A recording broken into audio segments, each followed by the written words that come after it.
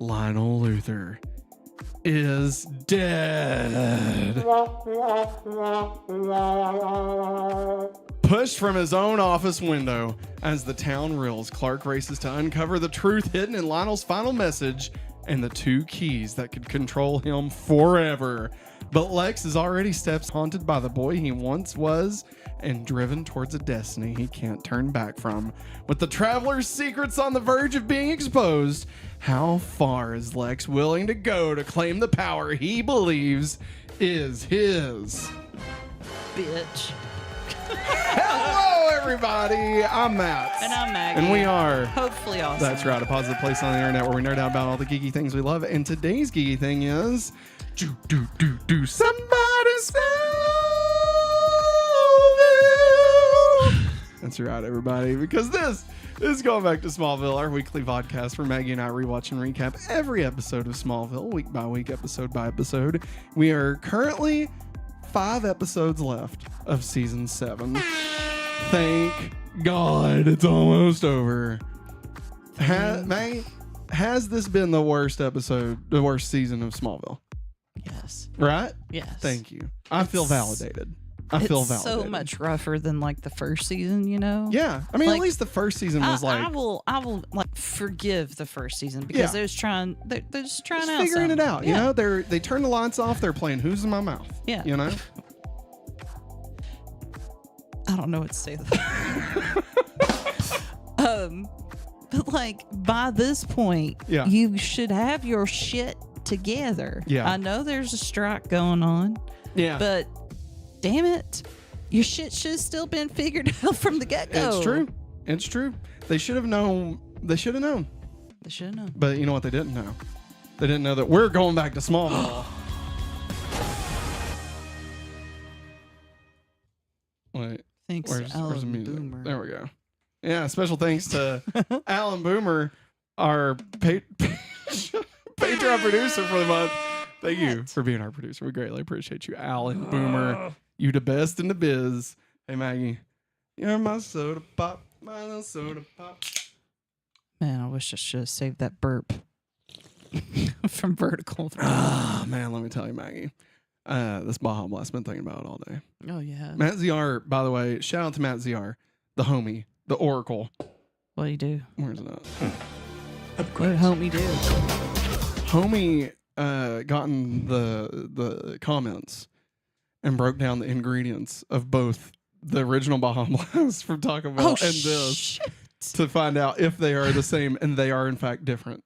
Oh, so okay. Well, the Oracle, Matt ZR, he has above spoken. and beyond.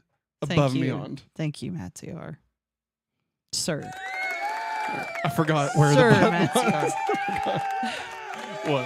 I said, Sir Matt CR. So, has the Oracle been knotted? Yeah, I've nodded him. He's the Dark Knight. He's the Dark Batman. So I've been having like work days all this week. I know it's only Tuesday, but yeah. Tuesday. So I was doing the hallway bulletin board and I had a stapler in my hands. And, you know, like in order to staple like the walls and stuff, you know. Am I going to barf when you tell this story? No. Okay. No, I've already told you this. I just want to make sure. Like, you have to, you know, a regular staple, office stapler. Okay, yeah. You have to pull it like apart. Rob Schneider. Rob Schneider is the stapler. I have no idea what you're talking about. That's a South Park joke. Oh. It was terrible. But only from like 27 years ago. So I had been very careful. Hey, Geek Ledger. Geek Ledger, Matt ZR, and we even got the Guillermo. What is up? I'm usually pretty careful when I pull it apart. Mine's a little bit tougher. It doesn't have a lot of give. Yeah. Hasn't been broken in yet. Let's put it that way. Gotcha. Yeah.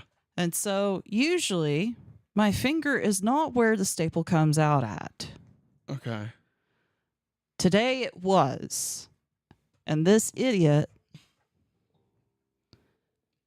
pushed it whenever she pulled it apart. Oh, I thought you'd found it. My bad. No, I hadn't. Okay, I'll save it. And then I went, shit, trying to keep it.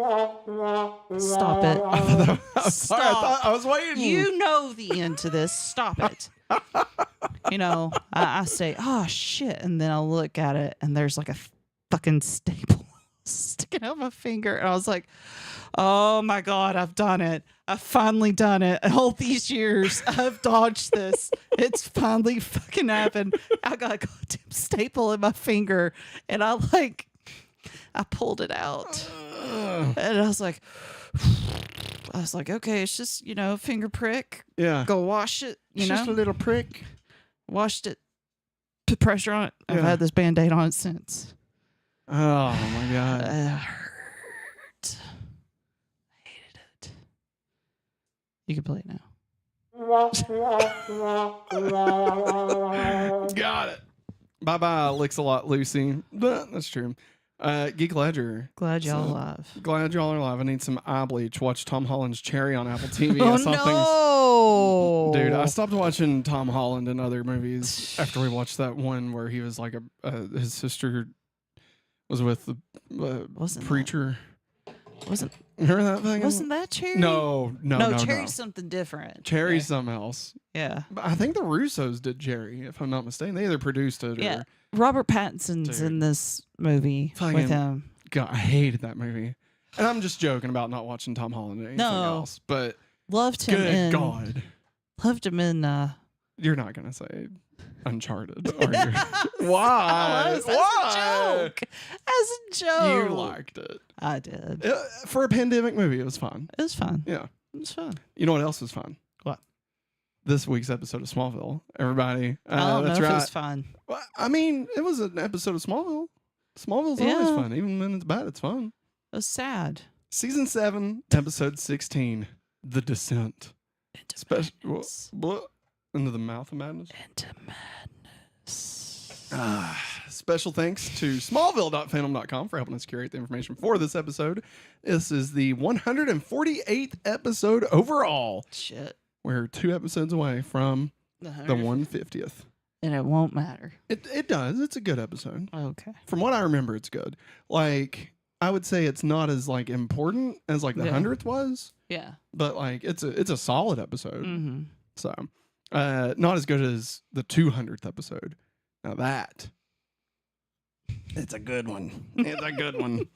This episode marks the first of 5 additional episodes that were allowed. That's the wrong word. That were able to be produced following the writer's strike. So they were able to come back for 5 more episodes. Boy, are their arms tired. All right. Let me tell you. That joke, it's going to work one of these days. All right. It's going to work. Written by Holly Henderson and Don Whitehead. Don should see some of those people we've been watching on YouTube. Listen, side tangent. We're not going to go too deep because there's a lot to cover for this episode. So we really don't have the time. But we have, unfortunately, I don't know why I did it. I don't know exactly. Like, I don't know what prompted it, but somehow we ended up. Oh, it was ear cleaning. Yeah. Yeah, somehow my weird ass probably prompted it. I'm like, oh, can we watch that? I think I was probably looking up how to use the ear thing. And then that prompted ear cleaning videos. So, because we got one of those cameras that you Yeah, well, you don't do that action with it. No, you just shove it in and start scraping, That's not weird. But somehow we ended up on pimple popping, not TikTok, but YouTube. Yeah. And like removal. Blackhead removal. Yeah. It's like, and it's gross. We don't have to talk about it. No. But like, satisfying at the same time. There's some like what we're on now is doctors reacting to videos. Yeah, of the dermatologist. Popping. Yeah. And like when they're like explaining it, or like, what? I'm like, they're not even using an extractor. They got to get their gloves on. Yeah, like we are. Yeah. We're judging the people in the video. Well, I like the one. He's like, oh my God, they're doing this at a pool. Yeah, fucking pool. What the fuck? He's like, what? There's another set of hands. Anyway, he's like, Grandpa's in on this. It's embarrassing. It's complicated, and it's not. I don't want to say soothing. No, it's not. It's not soothing. It's like it's like a car crash. You just can't look away. And like there's something that like kind of satisfying about it. Yeah. Kind of. Anyway. Yeah. But not the gross ones. No. Like there's a difference. There's a hierarchy. We don't watch the gross ones. I can't do it. Yeah. It's got to be like needing surgical removal. Yeah. It can't just be like just a pimple pop. You know what I mean? Yeah.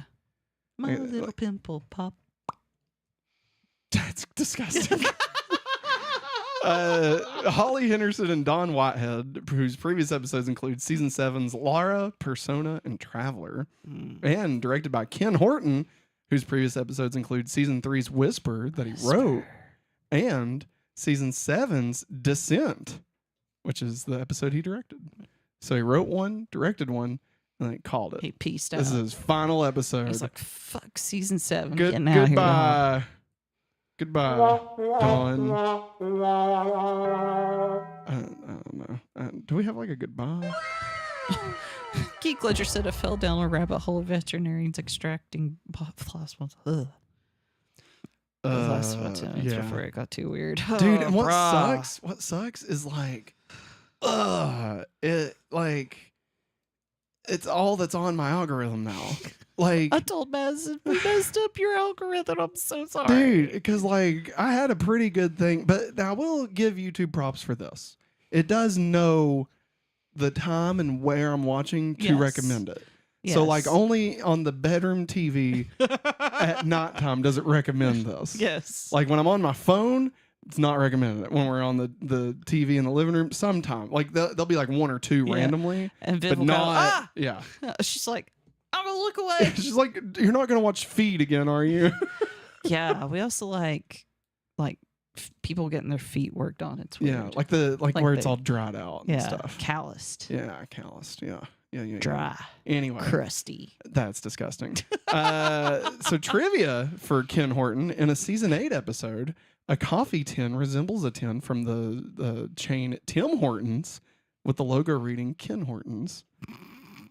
So they did that. Man. They did that in honor of Ken Horton. Wow. We'll call it out when we get there, but I wanted to go ahead and call it out here since this is the last time we're going to talk about him. His other projects included director. This one is the only time he ever directed anything. Okay. Besides Smallville, Ken also wrote 3 episodes. Now, I kind of went on a little bit of a rabbit trail here, so just so everybody's aware. He wrote 3 episodes of a show called Millennium. Now I don't know Millennium, okay? I'd never really heard of it. But Millennium ran for 3 seasons, and it stars Lance Henriksen, who was Bishop from Aliens, and Terry O'Quinn, who's Locke from Lost. And the synopsis is a former FBI profiler with the ability to look inside the mind of a killer begins working for the mysterious Millennium Group, which investigates serial killers, conspiracies, the occult, and those obsessed with the end of the millennium. I'm interested. It sounds really good. I'm sold. Like it sounds decent. What the heck? Like I don't like the main guy. The main guy is Bishop from Aliens. Yeah. Or Ash. No, Ash is in the second one. Well, it's that guy. It's not Bishop. It's not Bishop. Bishop's the bad guy from Alien. Yeah. And Ash is the good one. Right? Yeah. Or we got it backwards? No. We had this discussion earlier. I felt your wristies. Bless you. Bless you. I don't know. I feel like that's wrong, though. Bishop was in the first one. Do you need to look it up? No. It's fine. Somebody will let us know. Also served as a producer on Dallas, The X-Files, Millennium, Smallville, and a little show called Terra Nova. Do you remember Terra Nova? It was a show, Maggie. The plot, I think it lasted 1 season. It was like, it had a huge budget. It was post-Avatar. And it was like, I want to say produced by James Cameron. And like, they were like, here's $100 million to make a TV show. And he did. And it wasn't, I mean, it was fine. Yeah. It was like Earth 2. Like basically the plot is that the world is fucked, right? And so they start sending people to the past as a way to like escape the Earth being destroyed. Mm-hmm. So like imagine instead of going to another planet, you just send them back to the past. So they go to Terra Nova and like there's dinosaurs. Yeah. And that's it. And I guess that's that. Their thinking is that they won't fuck up stuff enough because, like, I guess the asteroid is still gonna hit, and so like it doesn't really matter. Like they can't really change things, you know. But then I guess there was gonna be like secret organizations or something. And, yeah. But the guy from Avatar, the bad guy, he was a main character in it, and he's like, "Welcome to Terra Nova. You're not gonna be blue when you leave here." There you go. Let's see here. This is gonna be weird tomorrow with no sound. I completely agree. Matt ZR says episode 150. Looking it up, it's good, but not that notable. Matt ZR, that is the one. What? Not receiving enough video to maintain smooth streaming. Is that for real? I'm watching it. All right. Well, hey, if we're laggy, sorry everybody. No, I'm not gonna say anything else. No, we're clear. It was Steven Spielberg, not James Cameron. Terra Nova was awesome. I was mad it got canceled. It ended on a cliffhanger. Oh, okay, my bad. That sucks. I thought for some reason it was James Cameron. Maybe it's just the guy from Avatar, which I know he's been in more stuff. Yeah, but it was around that time, and so yeah. Anywho, let's see here. Synopsis for the episode: in the wake of Lionel's shocking murder, Clark discovers a posthumous. I thought it was like posthumous. Posthumous? He discovers a Kryptonian message, revealing that 2 mysterious keys can control him, and that Lex may already have both. As Lois and Jimmy stumble onto photographic proof of the crime, they become targets of Lex's ruthless assistant, Gina, leading to a deadly confrontation. I thought it was pronounced Jana. No, it's Gina. Let's see here. A deadly confrontation. Meanwhile, Lex is haunted by visions of his younger self wrestling with the guilt even as he edges closer to unlocking the traveler's secret in Zurich. With friendships tested and alliances shattered, Clark confronts Lex at Lionel's grave, knowing that if Lex gains both keys, no one in Smallville will be safe. This is Season 7, Episode 16, The Descent. I'm going to check on the internet real quick. Okay. If you want to talk and tell us what you thought about this episode. Oh, okay. I will say I was shocked that Lionel is now gone. That made me really sad. Mm-hmm. He's always been one of my favorites from the get-go. Like, no matter how horrible he was. Something about me and very evil villains I love. You're as evil as a hobbit. I guess part of me is evil as a hobbit. Let us know in chat, everybody. Like YouTube keeps telling us that it's being weird, but I'm not seeing anything telling me that. Yeah. As far as like any of our stuff. And like the actual stream itself doesn't appear to be messed up. So just let us know if you see it. Rest in power, Lionel. That's right. Also, Lex, Lord, he's a hot mess. He's more of a hot mess now than he has ever been. What's up, Jerry? That's very true. What's up, Jerry? But as far as the episode as a whole, though, I liked it. Shocking beginning. Yes, that they would just. That's a horrible opening. I will say, to see a character you've known, for so long, and they're like, right in the beginning, we'll just. Yeah. Well, see, now I alluded to this a couple of weeks ago, or maybe even last week. I don't remember at this point. That there was a major thing that would happen during the cold open, like before the credits. I do remember you saying that. Well, Maggie, what I maybe didn't tell you was that this was actually foretold in the promo for the episode. What? They completely spoiled the death of Lionel when they were promoting this episode. Why would they do that? Because they're stupid, Maggie. They're stupid. What is wrong with... I actually have the promo. Ooh. So we're gonna watch it.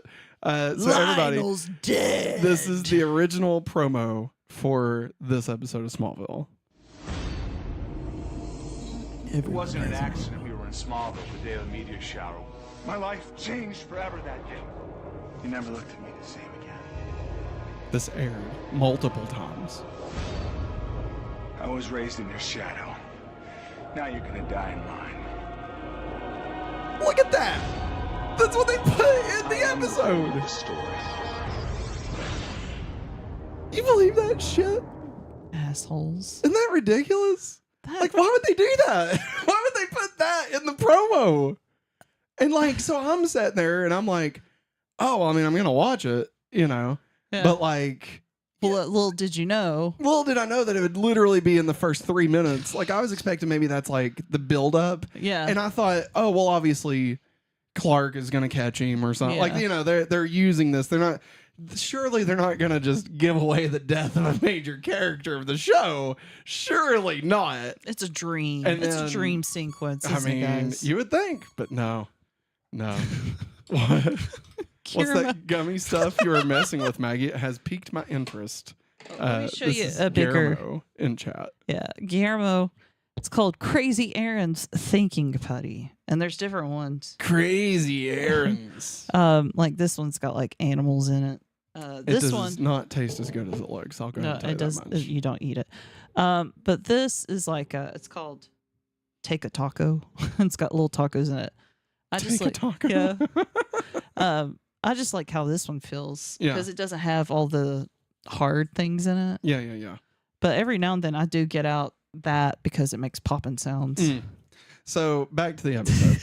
I mean, you're fine. Obviously, it's fine. Would you say that comparatively to the more recent episodes we've watched, that this feels better or worse or the same? Like, I guess what I'm getting at is like, I know last week we were talking about how rushed it felt. Yeah. The week before we talked about like how they wrapped up Kara's story with like her being in Detroit, then being with Lex, then they broke her out with Lex, and then like, you know, just everything has felt very, very rushed. Yes. Do you feel that, short of Lionel dying in this episode Yeah. in the first 3 seconds, do you feel that they've kind of hit a better flow, or do you feel like we're still just blazing through a bunch of shit?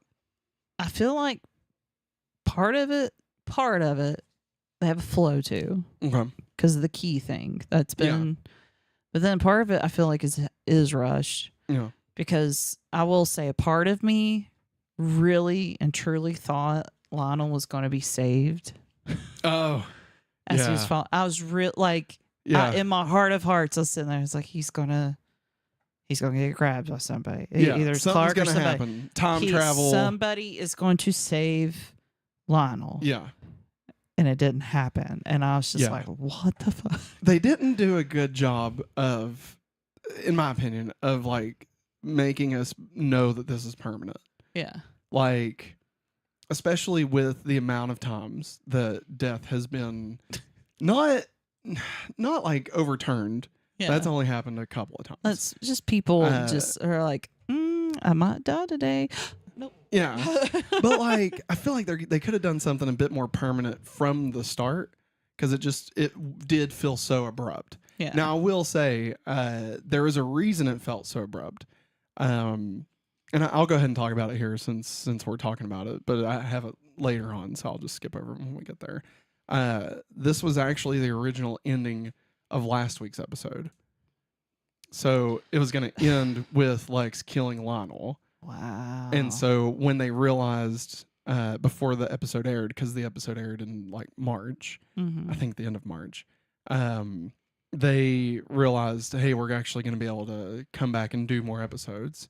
So let's take that ending and, you know, let's take it out, because they either need to know like what they're going to do. Are they still going to do that? Like, this was because that was going to serve as like the cliffhanger ending for like the season finale. Right. Yeah. And it probably wouldn't even have like been 100% certain he's dead. It probably would have been him falling and then like cut away or something, if I had to guess. But like, that's why the whole episode last week was like Lionel being like, all I'm crazy. repentant. Yeah. And like building to, you know, with Lex looking at the locket and looking for the locket, and like, you know, Lionel dropping it off at the Lana's Lana's thing. Foundation. Yeah. The foundation. The foundation. The Z Nation. but like, you know, all of that to then go to that being the ending, I feel like would have felt better. Yeah. And would have felt more real.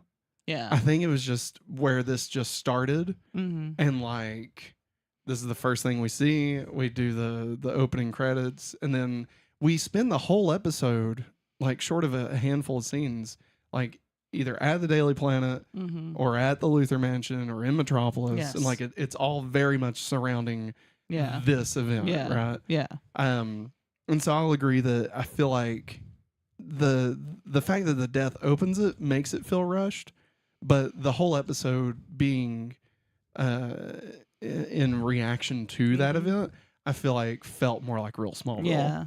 You Yeah, know, I agree. Yeah, totally. Yeah. Yeah. So besides that, obviously we got some other things that happen, but I feel like that's kind of the major plot point for the episode. So overall, I would say it's one of the better episodes this season. Yes. But like, you know, that's not super high praise, but it did feel like they nailed some of the character voices better than they've done in previous episodes. Yeah. The whole Lex and Clark exchange where they're in the mansion and Lex is, you know, trying to blame Clark for Jonathan's death, and Clark is saying, you know, I know you're a fucking murderer and shit. Like, I feel like they really nailed that exchange. Oh, you know? yeah. And like with the way that they've handled, you know, like Alana and shit in previous episodes, like it felt like they kind of returned to actually knowing these characters as opposed to just writing random shit. Oh, yeah. And I'm assuming at this point they would have known that Michael Rosenbaum would not be returning. Yeah. I'm assuming that would have been the case. I could be wrong. I didn't look into it. But I would imagine that, you know, at the very least, it's possible that he goes wouldn't. into the Phantom Zone. At the end of the season? Yeah. No. That's my guess. No. Oh, damn. I don't even know if you guessed, if I would even know that If you would guessed remember it. Like, I know what I think I remember, but it's so convoluted that, like, it's hard to really. Don't answer him in chat. I have not seen it. Yeah. Okay. Like, it's like they really it's like they wrote the end of the season without spoiling anything. It's like they wrote the end of the season in hopes he would return. Yeah. So they kind of left him open enough.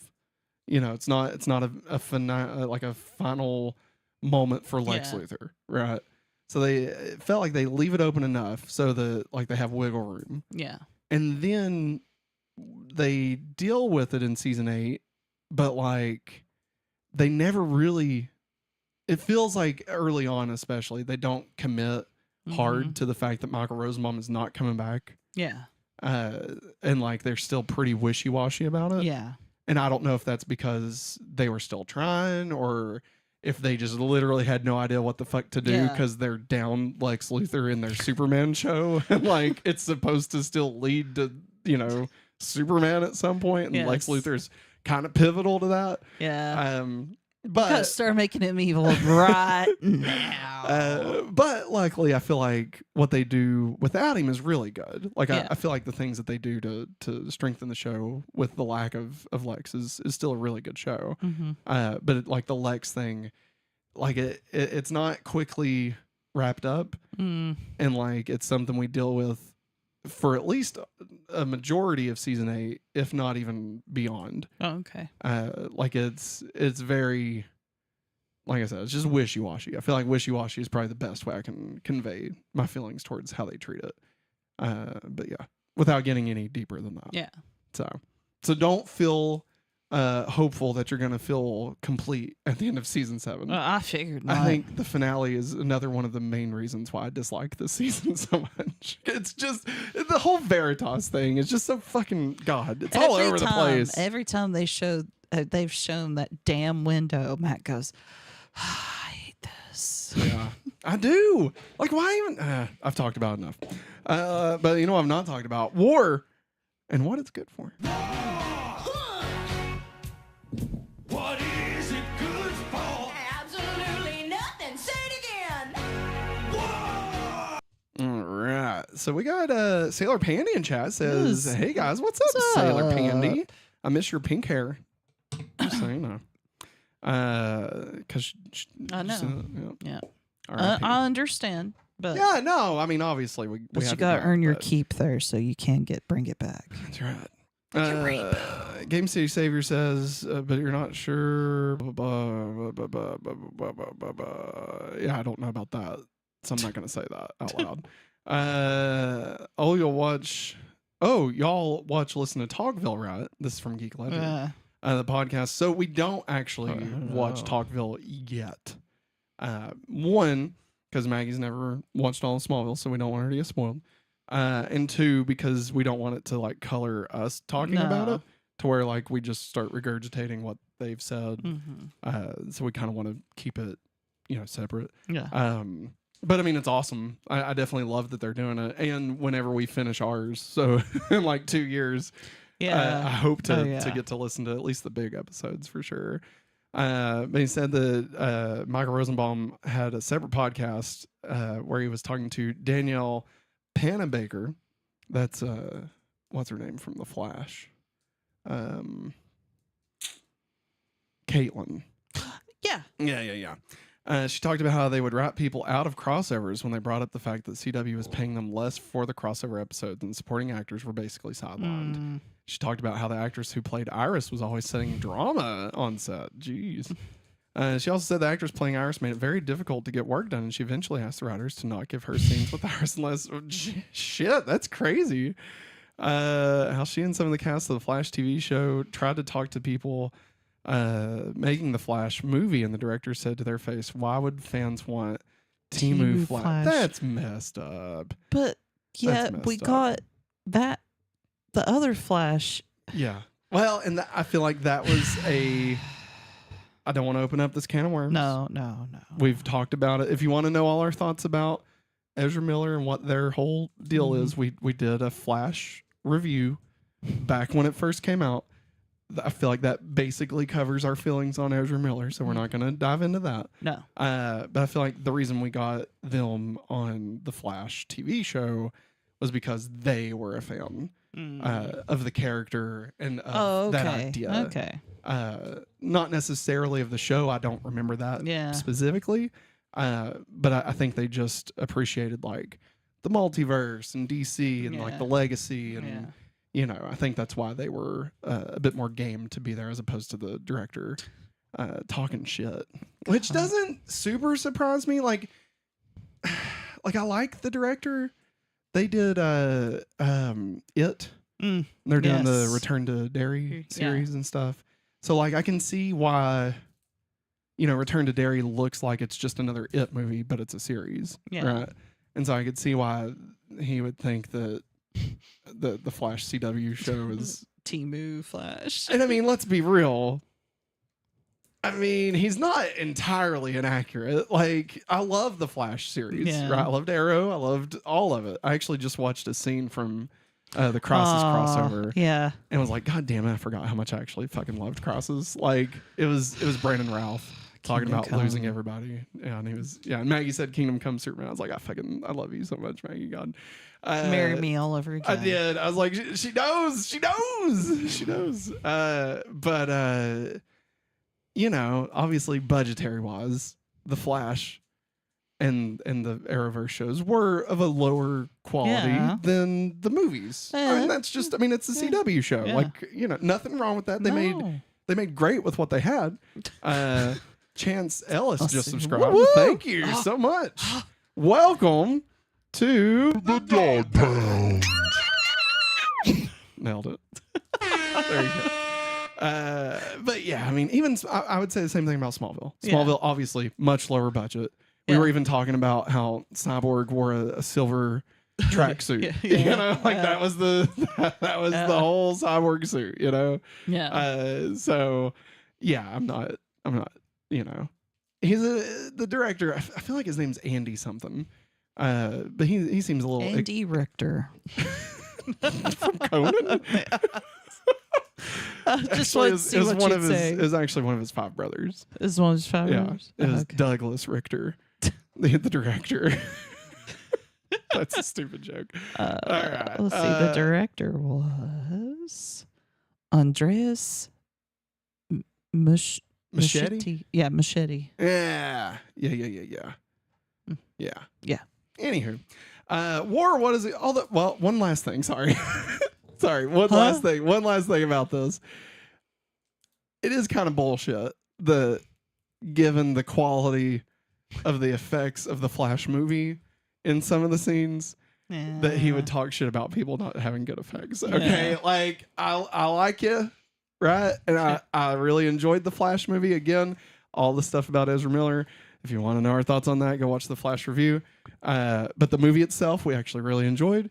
And some of the effects, specifically the realiving of characters, of actors that are no longer with us, looked pretty terrible. And the fact that the guy that said that was okay to put on a huge $300 million budget movie talking shit about the Flash, kind of fucked up a little bit. I'm going to say kind of fucked up. Back off. Like, I don't disagree, but also, like, fuck, dude. Like, come on. Like, shit. Fucking Arrowverse was carrying DC's ass while goddamn, Wonder Woman 84 was shit in the bed. All right. You know what I mean?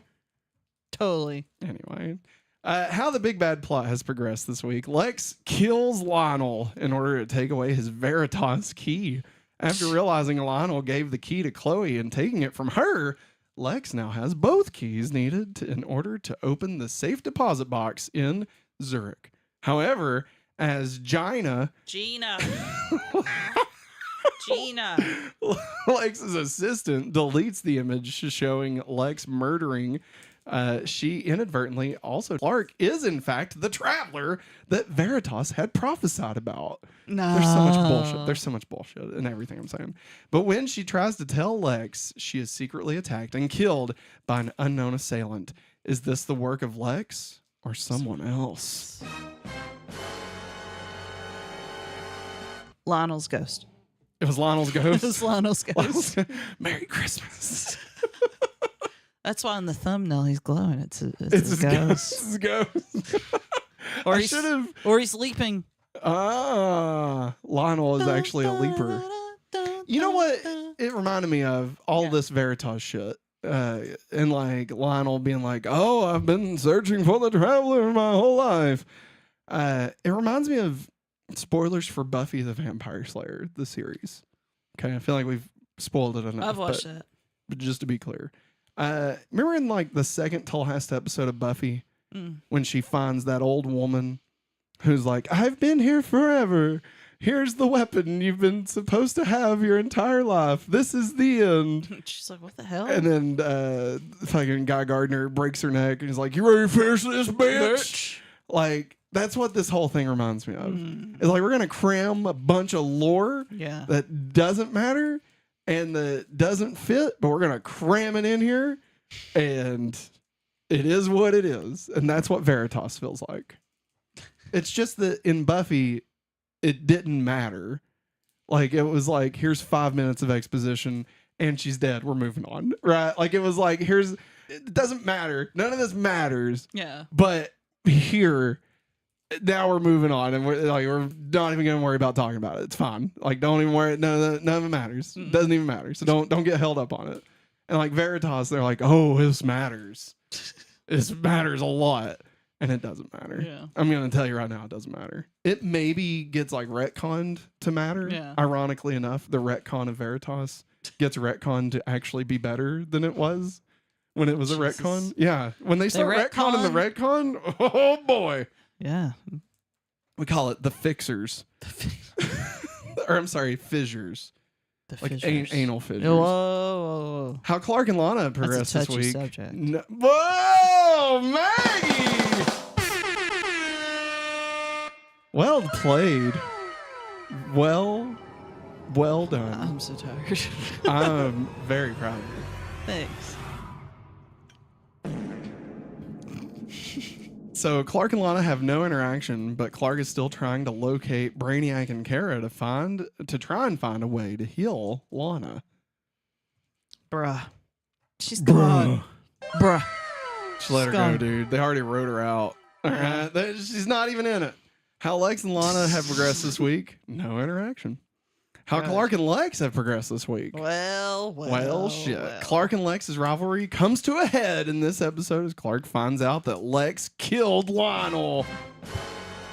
As Lex struggles with the reality of killing Lionel, Clark makes eye contact with him, but Lex tries to walk away until he sees his younger self, who Clark recently saved in the dream vision thing. And in his consciousness. Yes, when he got all up in Lex. Brainwaves. Brainwaves. The struggle between Lex and his younger self is mirrored by his actions with Clark. Clark and Lex have a heated exchange in which Clark tells Lex he's delusional and accuses him of killing Lionel, while Lex calls Clark a liar, blames him for his turn to evil, replacing him as a son to Lionel, and most harshly, he accuses Clark of being the reason Jonathan Kent died. Fucked up. It's fucked up. That's very fucked fucked up. up. Like, he's not wrong, though. And like, he's even not wrong even more than he thinks. You know? Yeah. Like, he's more not wrong than even he knows. Like, because it really, if we want to be factual here, it is Clark's fault that Jonathan died. Mm. Clark put on the red ring, went to Yeah. Metropolis. Jonathan got powered up. That wore his heart out.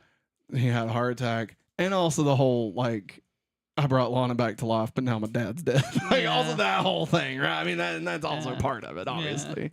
But fucking hell, man. Just goddamn. Now, I will say, this exchange, I kind of wanted to take a moment and talk about Yes. this. Kind of a little frustrating. Like, I love it, and I'm glad they Mhm. did it, and it felt true. But, like, I also feel like they're really rewriting Smallville's history a little bit. Like, you know, Clark's like, oh, you never wanted to be my friend. You just wanted power. You just wanted blah, blah, blah. And, like, that's not really accurate. Mm-mm. Like, we've watched what happened. Mhm. We've watched, you know, that Lex was obsessed with truth and, you know, trying to find an explanation for why he's alive, right?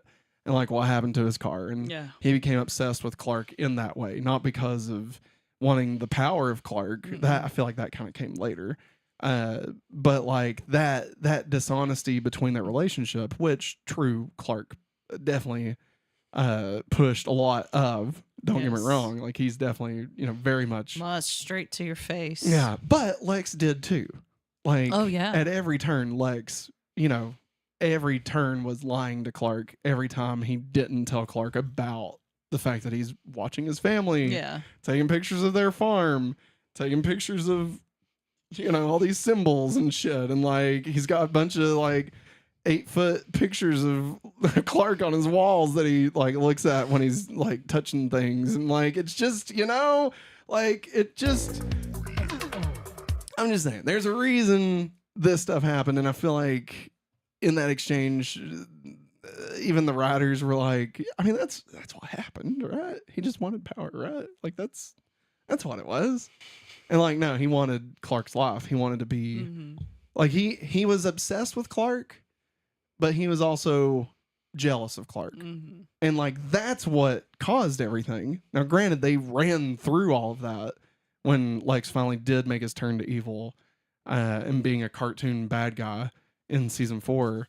But like, you know, the majority of the reasons why it got to that is much more in line with you know, distrust and lack of communication and honesty between them. So I don't know. Even though I enjoyed the scene, I feel like it was a little untrue to the series. What do you think, Maggie?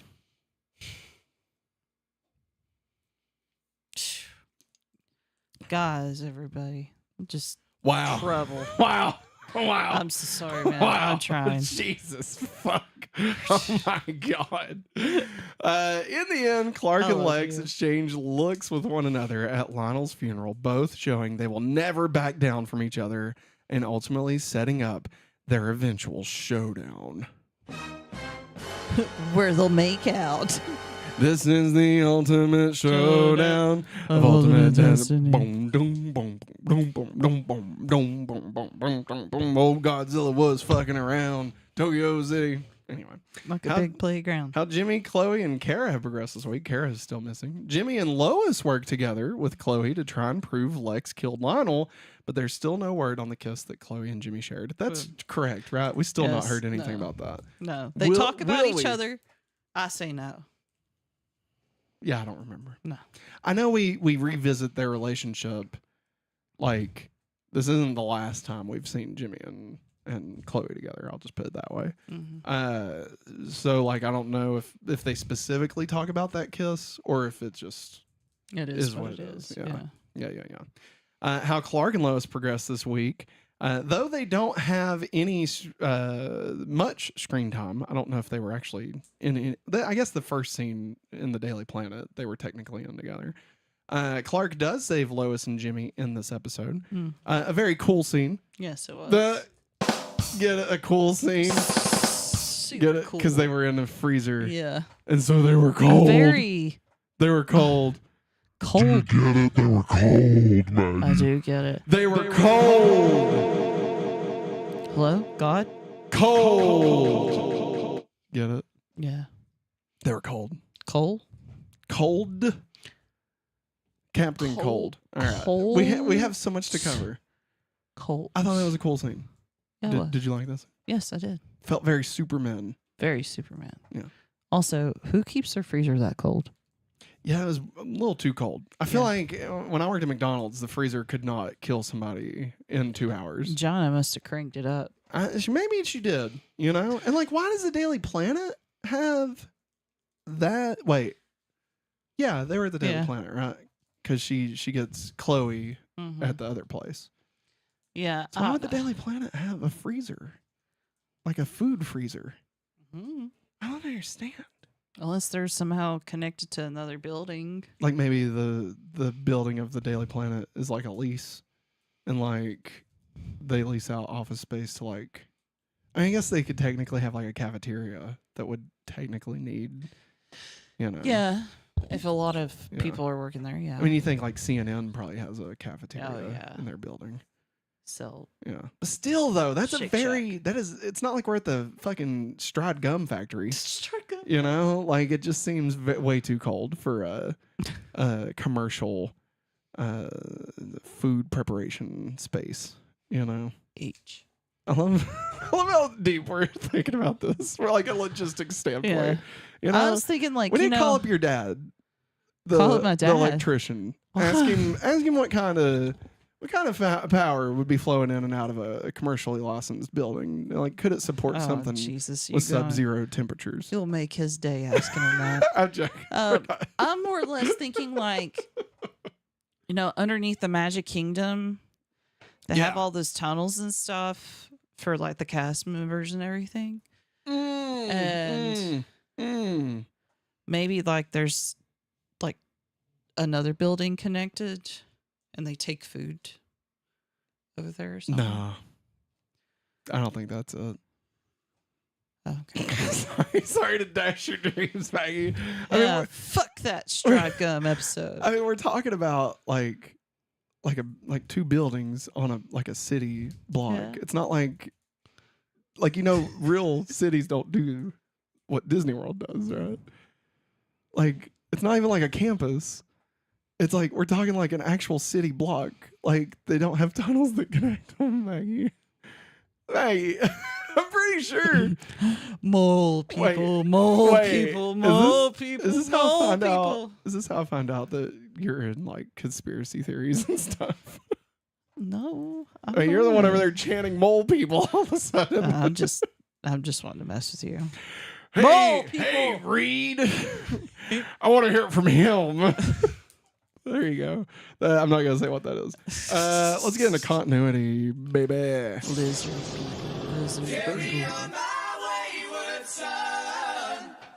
Matt ZR Lizard says, people. "I'm the Lizard King, bitch." Matt ZR says Matt needs to let it go with those freezer puns. Let it go. Let it go. Oh, that was so beautiful. Thank you. It was hauntingly beautiful. Haunting like Lionel's ghost. I was in Gremlins too. Did you love the lady gremlin? Descent. That was a stupid joke. Descent refers to a downward. Me mouthing. Oh yeah, not you talking about that. Descent refers to a downward inclination or slope. The title refers to two major falls in the episode. First, Lionel Luthor falls 40 stories to his death. Also, Lex Luthor completes his fall into darkness, like that Star Trek movie. Yeah. Star Trek Beyond. Yeah, Into Darkness. Dang, that was the joke, was that I didn't say Into Darkness. God damn it. Descent also refers to one's ancestry. The title refers to the two main father and son relationships and how even Lionel thought of Clark as a son. Both fathers thought that Clark was the perfect son, descendant, while Lex was not. Also a Disney Channel movie, The Descendants. Think about it.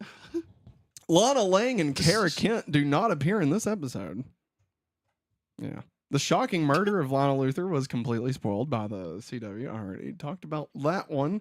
Lionel's death was originally supposed to be a cliffhanger ending of the previous episode, Veritas, but was moved to this after the resolution of the writer's strike proved that the season could work towards a true finale. In this episode, Lex completes the cycle of patricide by killing his own father, Lionel, who killed his father in order to collect the insurance money many moons ago. The patriarchy continues. Fuck the patriarchy. Yeah. Goodbye to you. I thought patriarchy was about horses, Barbie, but then when I found out it wasn't about horses, I was done with it. Is that fucking Ken? Yes. Barbie? Yes. God damn it. I love it. We need to rewatch Barbie. It's Yes, been too we long. do. Been too long. Lex tells Lionel that there's only one person he would trust the key with, himself. That's proven to be untrue. As the emissary of Jor-El, Lionel was willing to trust Clark's friend Chloe with the key. Think about that. Yeah. I'm still confused on what he gave to Lana in the Yeah. envelope. I And thought then he gave her the key. yeah.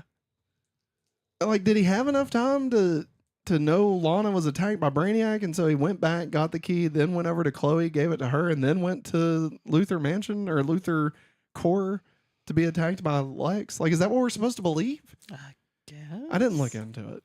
When Clark saves Lois and Jimmy takes note of the gap in the steam that Clark left when he sped away and how it looks like a silhouette of a person. But Jimmy doesn't bring it up or mention it to anyone. Yes. Wait. It's almost like it was, Jimmy's paying attention? like something. It was almost too fast to see. It was like a blur. Like a blur. Blur. That's the name of a band. Lex fires Chloe from the Daily Planet. Oh yeah, I forgot that happened in this episode. Yeah. He previously fired Chloe's father, Gabe Sullivan, from the Smallville ship plant in season 3's episode Whisper. Remember that? Yeah. And then he blew up Chloe. Yes. Well, or Tried to. Lionel blew up Chloe. Yeah. Lex was poisoned and had to get healed by the rock. The Foundation. Foundation. Different rock. Foundation. Lionel's grave scene where Lex and Clark stand opposite each other could be interpreted as a final showdown between the two. When Jonathan Kent died in season 5's Reckoning, Lex was seen far from the side watching. Ever since, he has come closer and closer to Clark until now, when Clark's last father figure dies, Lex finally faces his archenemy.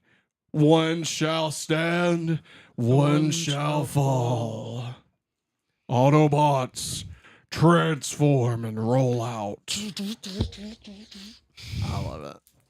The diverting statement by Lionel to Lex about the possibility he is the Traveler and that him putting him through, there's too many pronouns that are being like just thrown around here. No, I'm not against pronouns. I just feel like the person who wrote this doesn't know how to use pronouns accurately in a sentence structure. No. Because saying him through him, like that I don't know. That's a lot. Him putting Traveler and that him putting him through tests and him surviving mortal. Which him is that? Which him? Him putting him through tests and him surviving it. Like, I mean, I get it. It's just poorly structured. Is all I'm saying. Yeah. All right. I'm not an English teacher, Yeah. but even I can see that I comes after E. All right. That's how you're a good partner. Now the rain is Remember, gone. the I comes after E. Except after C. Coitus. Putting him through tests and him surviving explains the reason behind it is similar to Clark's diverting statement in the episode Talisman to Professor Willowbrook about the possibility that Jeremiah is the Naman documented in the prophecy. Yeah, remember Naman? Oh yeah. Yeah. Phenom? Is that what we call him? What do we call Naman? The fake Naman? I can't remember. Phenom. No, I feel like that's not what it was. It doesn't matter. No. Clark sprinkles dirt on Lionel's grave, making a similar gesture of respect to one he made in season 5's Reckoning when Clark sprinkled dirt on Jonathan's grave. Or as Peter Parker would say, you got a little dirt in your eye. Come on, come on, come on, come on. Diddler on the roof. This is Jill Teed's final appearance as Maggie Sawyer in this episode. She was last seen in season 5's Exposed. The character also appears in the season 11 comics. Goodbye. Hey, did you hear that part? She also comes back in season 11. Oh, So- never mind. Also seen in Lionel's safe is the necklace he gave to Martha Kent in Arrow. I thought I saw it. The Ross creamed corn factory is mentioned. This was the original reason given for Lionel being in Smallville during the first meteor shower. This episode reveals that the buyout was just a cover for Lionel's true motive for being present to welcome the traveler coming in the meteor shower. Again, I feel like unneeded, unnecessary. Yeah. Like it just it like recolors all of the first few seasons and like for no good reason. Yeah. I think that's why I just ignore it. I'm like, like when we were talking about Lionel early seasons, at no point did I question the Veritas stuff. Yeah. Like, oh yeah, that's why. No, I refuse. Lex killing his consciousness, his conscience in the fireplace was the culmination of him losing the struggle between his good and evil sides that was depicted in Onyx, where he was physically split into two people via black kryptonite, with his evil version attempting to kill the good version, and Fracture, where Lex's mind showed his good side losing to his dark side. It symbolically succeeded in Descent. Okay. Clark sees an original copy of Friedrich Nietzsche's Beyond Good and Evil in Lionel's safe. This is the third appearance of Nietzsche in the series. Clark was holding the portable Nietzsche in Pilot shortly before Lana asked him, "So what are you, man or Superman? Are you a man or a Muppet, Maggie?" I'm a Muppet. I'm a Muppet man.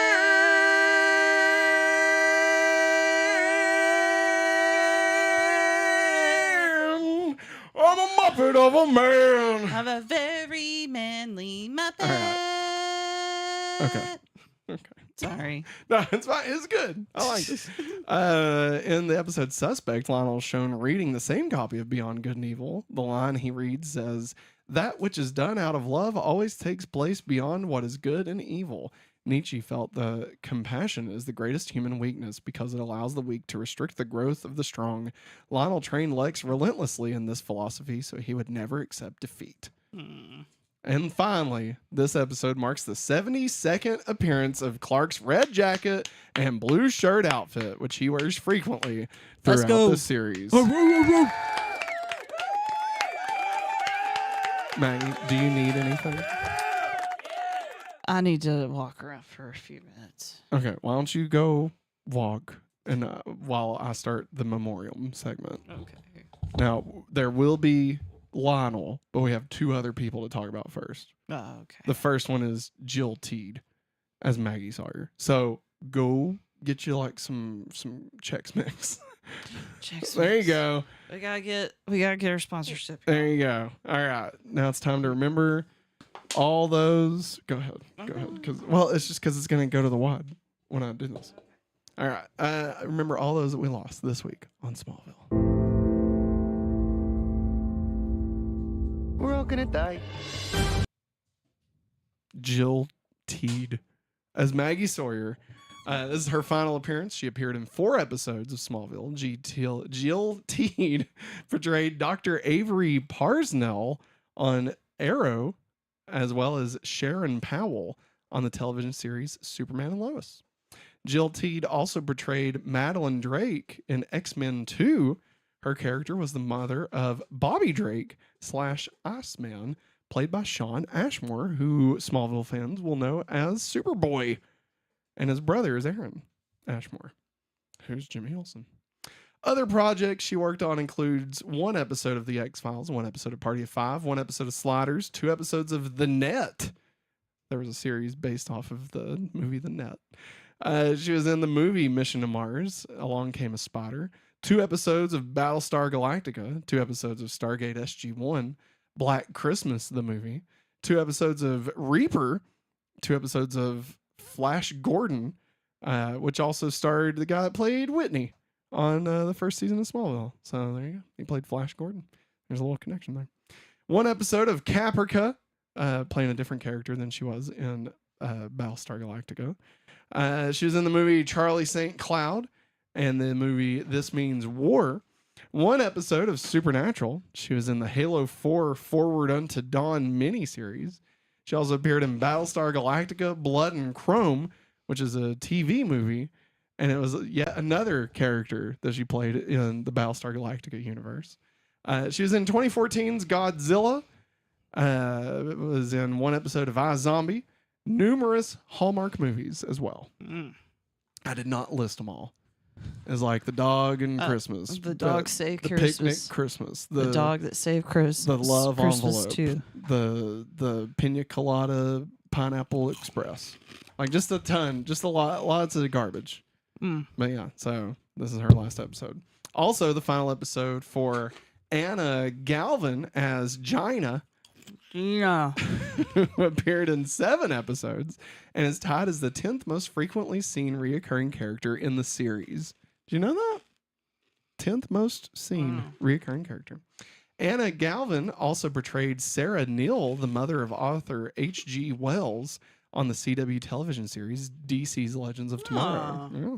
Other projects include 1 episode of Clueless, 1 episode of Stargate SG-1, the TV miniseries Tin Man. Did you ever watch Tin Man? It had Zoe Deschanel in it.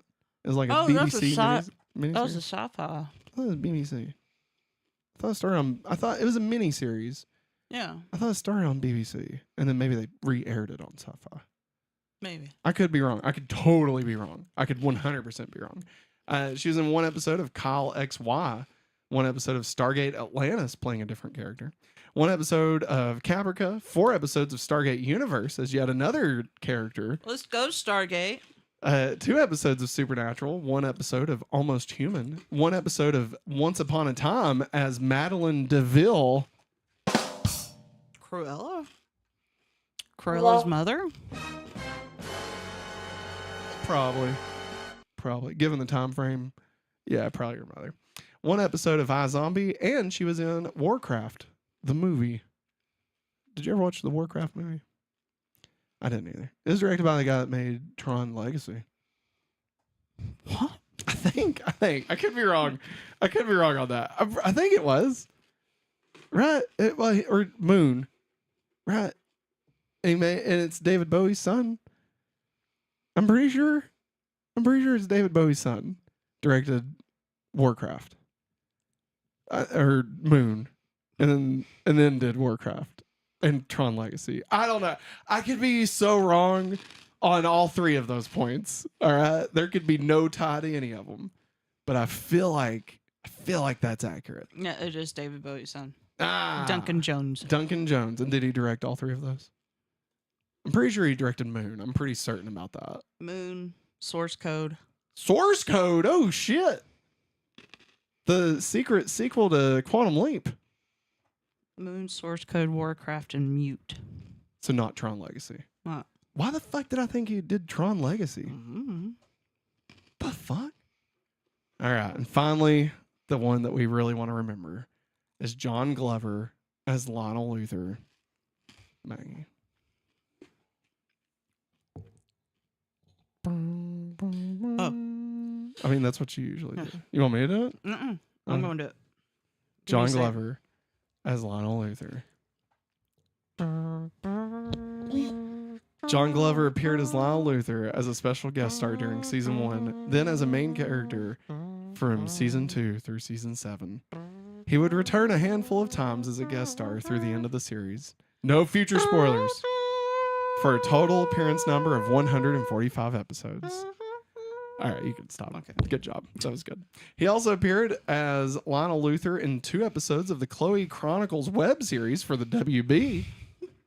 Glover not only played Lionel on Smallville, but also had to portray various other characters throughout his time. These included Clark Kent in season 4's Transference, Jor-El in season 5's Hidden and Oracle, Brainiac in season 7's Persona, and future spoiler in season 10's finale, part 2. So, I mean, you know he's going to be in that episode, but I'm not going to tell you as who. Yeah. Or what, or why, or how. I'll just leave it at that. Laura. Glover offered to have his head shaved when Lionel went to prison as long as it was aired. In season 4's episode Transference, during the prison fight and raid involving Lionel, John Glover did not use a stuntman, choosing to act out the stunts himself.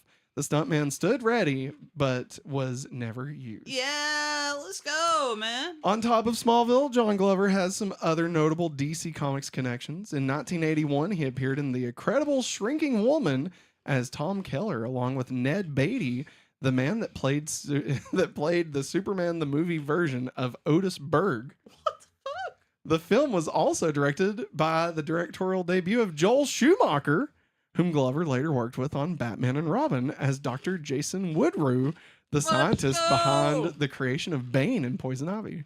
He provided the voice for the Riddler in 3 episodes of Batman the Animated Series, 1 episode of Superman the Animated Series, 1 episode of the new Batman Adventures, and again in the Adventures of Batman and Robin video game for Sega CD. What the fuck? He also played Mr. Sivana in 2019 Shazam. Do you remember that? Do you remember him being in Shazam? He was in Shazam. I do not. Yeah. I do not recall. I do remember us being in the theater, me saying, "That's Lionel Luthor from Smallville." I'm like, what? I was like, Lex's dad. Like, who's Lex Luthor? I'm joking. Oh, no. He didn't say that. Guillermo says Matt's wise got a country twang Why? to them. Why? Relax. I got a Texan drawl myself. Why? Why? No wonder Matt told Maggie to get a snack. He wrote a book here. I did. I very much did. And it's going to get worse. Just wait They for paid DC off. references. All right. Because I'm awake now. That's true. Other projects include 2 episodes of Murder, She Wrote, the movie Scrooged, Gremlins 2, The New Batch, RoboCop 2, 1 episode of Animaniacs, 1 episode of Deep Space Nine, 1 episode of Frasier, 3 episodes of Dinosaurs. Hell yeah. 1 episode of Caroline in the City, 2 episodes of Law and Order Criminal Intent, 2 episodes of Numbers, 1 episode of Heroes as the real father of, spoiler alert, Sawyer. And there's also the Greg Beeman connection with Heroes, because Greg Beeman directed several episodes of Smallville, went on to direct several episodes of that. He was in 4 episodes of Tron Uprising and Tron Evolution, the video game, as a voice work. It was an animated series. But it did tie. And apparently it's really good. Apparently, I don't know. He was in 1 episode of The Blacklist, 1 episode of Marvel's Agent Carter, which has a Jeff Loeb connection, because Jeff Loeb, of course, ran Marvel Television before it was reincorporated back into Marvel Before you rammed Studios. it into the ground. Before goddamn fucking the Inhumans just Yeah, absolutely shaved tanked off everything. Fucking Medusa's hair. What the hell? Don't even get me started. He was in 4 episodes of The Good Wife and 1 episode of The Good Fight, playing the same character. 1 episode of Lucifer, which Tom Welling also guest starred on. I don't know if that was the episode, like if he was in an episode with Tom Welling, or if, if it was a different episode. But Tom Welling was in, like, I think over 30 episodes of Lucifer. God. Yeah, like he's a... No, I mean, I guess he's a main character. I don't know if he's like on the cast as a main character, or if he just recurs that much. Like, I don't know. That's cool. He was in 4 episodes of Fear the Walking Dead and the miniseries Fear the Walking Dead, Dead in the Water, one episode of Gremlins Secrets of the Mogwai, but he did not play the same character from Gremlins 2, just to be clear.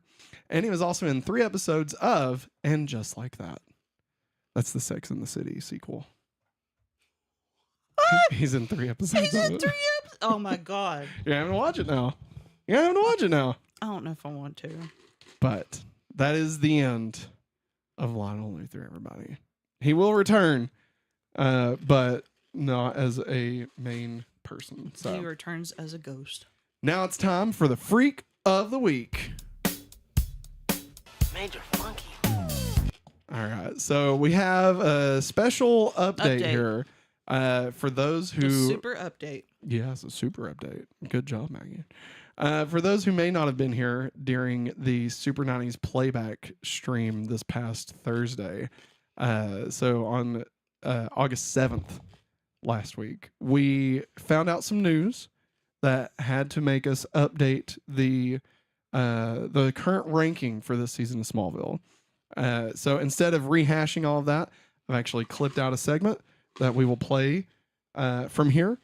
And yeah, here it comes. Enjoy. Hey, did y'all Cha-cha. see goddamn Dean Cain joined us? I am a sworn law enforcement officer, as well as being Bro, you're going to get glitter Here's thrown on your you. opportunity to join ICE. It was Twix commercials in You can earn 1988. lots of Oh, great benefits yeah. and pay. All right, I'm done. Yeah, I'm yeah. done. Fuck this guy. You know what? We're gonna here's what we're gonna do. All right, everybody. Terry can still be your favorite Lois. Here we You go. just can think about her without Dean Cain. We're gonna do something special here. Okay, everybody. We're going back to Smallville. All right. In light of recent events, Oh boy. we are going to be taking a vote Okay. and moving CK from number 2 to after Pete. I'm in agreement. But it's not just that Pete's moving down. We're switching them. Wait, Pete's taking second Pete spot? is going to be number 2. And Dean Cain will be the new fucking dead Last. fucking last. Because it's Dean fucking Cain. That piece of shit. What do we think, everybody? Is everybody okay with that? I'm cool with it. I'm going to update the roster. That's it. Hikari says, I have a request to turn his icon into a trash bin. Approved. Approved. Actually, I'm gonna Approved, lady. I'm gonna find Do it. like some fecal matter I like where you're going. that is what Yes. we will use for Dean Cain's picture. Wait. All right. What? Make what? Maggie? Poop trash can and Dean Cain's in it. I can do So that. let it be written. So let it be done. Thanks, Guillermo. CK is now last. Stradgum presents Pete the Boss Ross. We did put Brainiac at number 2, so technically Pete's gonna be number 3. Oh, okay. That's fine. This is the I'm fine with it. Toilet There we can. go. Ben Grimm says toilet can. All right, we can do it. Hey, you can make him into you can make him into a skibbity toilet. Oh, okay. So Skibbity Toilet, but it's Dean Cain's Cain's. face. Yeah. All right, we can do that. Yeah. And instead of calling him CK, we'll call him Poop face. Cock Kisser. Oh my god. Coolsville sucks. But no, that's actually like kissing cocks is, bad. Something to be ashamed of. And like, I'd rather kiss a cock Skibbity what? than kiss Dean Cain. All right, there we go. We're back. We're back. Entertaining TV. Uh, Hey, Shiny. Hey, what's up, Shotty? So there it is. We have updated the ranking. Matt Ziar in chat says Matt might have forgotten to do the shit can Dean Cain. I actually did not forget. I did not do it though. He didn't have enough time. Yeah, and I was like, I don't want to dedicate that much time to making something like that for Dean Cain. So I gave us a solution, which we will see after. Is it a poop emoji? No, close. So this week, the freak of the week is Gina, who is Lex's assistant. She was Lex Luthor's personal assistant, and she served Lex through much of season 7. Helping him accomplish several small but important tasks, she appeared to be in love with Lex and willing to do anything to help him investigate Veritas and acquire the 2 keys needed to open a safe deposit box. Excuse me, God. In Zurich, she was also accepting of Lex murdering his father and attempted to hide the truth from everybody. You could make the argument that Lex could also be the bad guy for this episode, but I figured he's probably going to end up being the bad guy for another episode, so I don't remember, to be clear. So I just was like, we'll use Gina. Gina. So now it's time for your ranking. The current ranking at number 1, Black Canary. Number 2, Brainiac. Number 3, Stride Gum presents Pete the Boss Ross. Number 4, Kara. Number 5, Bizarro. Number 6, Young Alexander and Evil Lex. You're evil like a hobbit. Number 7, Lara and Zor-El. Number 8, Brainiac and Bizarro. Number 9, Old Julian. Number 10, Super Lana. Number 11, Pierce, Paul Blart, Meteor Cop. Number 12, Ben, Superfan from Warrior Angel. Number 13, The Weather Girls. Number 14, Agent Carter. Number 15, 16, 17, 18, 19. And number 20, Fuck Dean Cain. Maggie, where would you like to put Gina? Fuck Dean Cain. I feel like as a character, Yeah. I think she's way better than Super Lana Yeah. and Old Julian. Old Julian. Yeah, I'd agree. I feel like she offered more. Yeah, she did. You know, Freaked me out. she was given very little, but made a lot out of it. Yeah. So, like, yeah, I would say below Bizarro and Brainiac and above Old Julian. You like that? I like it. All right, everybody. So the new number, there's too many things to scroll through. 10? The new number 9 is gonna be Well, it's up gonna one be too many. me, it's gonna be wrong, it's gonna be wiser. All right. Next up, we've got Puberty, but with superpowers, baby. Yep. Big change. Bingo. Jesus, that popped so loud. Clark's abilities in this episode include super speed, super hearing, and heat vision. Because he did that cool scene where he thawed them out, you know. No, it was really cool. I'll also, oh no, defeat the whole purpose of like the end, but Clark, honey, pickpocket him. Who, Lex? Yeah. Yeah, no. I mean, he can go fast. Yeah. Like, why didn't he? Why didn't Why he? doesn't he just like take the key? X-ray you know? Lex. That's true. It's not even like a lead key. Mm-mm. Which even if it was, it could be he would see the outline of it because he can just see that there's lead present. He can't see through lead. Yeah. So he would just see like a black key shape on legs. So like, boom, bingo, bango, bungo. Yeah. You know what I mean? Boom goes the dynamite. Yeah, exactly. So yeah, I feel like there's a level of disbelief with this whole key situation that you just kind of have to not question for it to work, which again means it's badly written. You know, like I'm not trying to shit on everything as far as the writers. I know it's hard, and I fully blame Algo and Miles Miller, to be completely clear. The buck stops with them.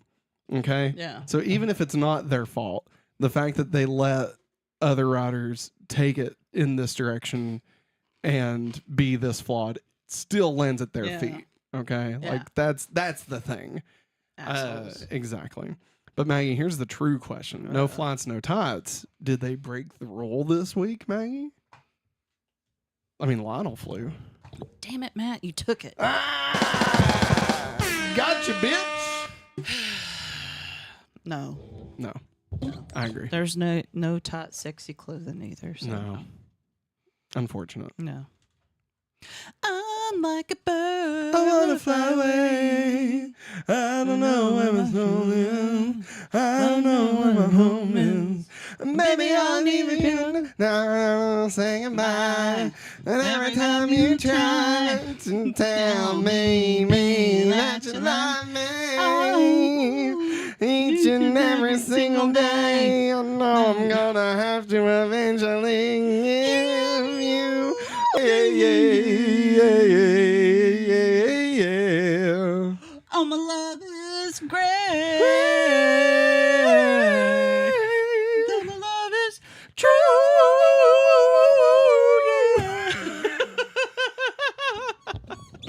That's just prime. Well, that's just prime. When are we gonna take this show on the road? You know, when are we gonna start singing for people for money? We should start an OnlyFans, but it's only us singing. Like there's no sexy stuff. All right, it's No just sissy time. no. This would just be the only foot videos we would post would be you scraping the bottom of my heel. There's some people into that, man. It's true. I'm trying to make a connection here about like key and foot pill, like key and pill, and it's not coming to me. So I'm sorry. We got Lionel and Lex. Do you want to be Lionel or Lex? Lionel, baby. All right, here you go. Oh, that makes me sad. I know it is sad. Dad, you have no idea what I'm capable of. Lex, if you open that box, if you get a hold of that secret, there will be no redemption for you. No redemption. Ever. I was raised in your shadow, and now you're gonna die in mine. No one will even remember your fucking name, bitch. Oh, fuck! I'm like a bird. Fuck beans! Anyway. All right, we got Lionel again. In my lifetime, I have known many famous and powerful men, presidents, sultans, kings, and I believe that I was superior to them all. But I've come to know the truth, Kal-El. My greatest accomplishment is that I have dedicated myself to protecting your life and serving you. For that, I am grateful. But if you are reading this, it means that I cannot protect you any longer from a terrible truth. 2 lockets exist. 2. Each one has its own key. These keys used together unlock the secret of controlling you. You must find the keys, Kal-El, or your destiny will fall into the hands of another man. You must save yourself. Bum, bum, bum.